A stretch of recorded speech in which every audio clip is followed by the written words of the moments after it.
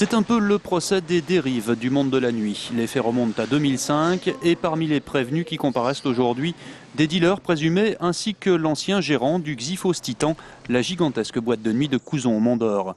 Henri Develay, qui reconnaît avoir été consommateur de drogue, est poursuivi pour en avoir facilité l'usage dans sa discothèque, ce que réfute son avocat.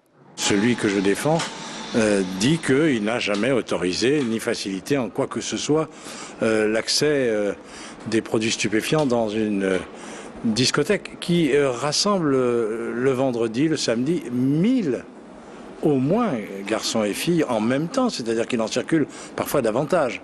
Et que par conséquent, aller contrôler tout cela à l'intérieur est une vue de l'esprit. Pourtant, un autre prévenu dans cette affaire affirme qu'il avait un accès libre au Titan ainsi qu'à son bar en échange de produits stupéfiants offerts au patron. En fait, mon client a toujours été constant dans ses déclarations et il soutient depuis le début qu'effectivement le seul moyen pour lui d'entrer dans cette fameuse boîte de nuit qui véritablement le fascinait, eh bien, c'était de pouvoir proposer 1 gramme de cocaïne. C'était véritablement pour lui le moyen d'intégrer cette boîte de nuit. Voilà. Proposé à qui? Il le proposait au propriétaire de l'établissement et à ce moment-là, les portes s'ouvraient.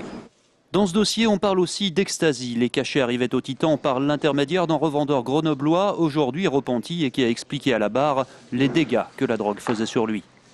Il y a eu un moment assez fort au tribunal lorsqu'il a décrit les conséquences, la descente, les mâchoires qui se crispent, les dents qui se cassent. Enfin, je veux dire que on se rend compte de l'enfer que ça a pu être finalement pour lui. Fin du procès prévu ce soir. Le jugement sera ensuite mis en délibéré. Et dans son réquisitoire, le procureur a également demandé la fermeture du Titan pour une durée de 6 mois.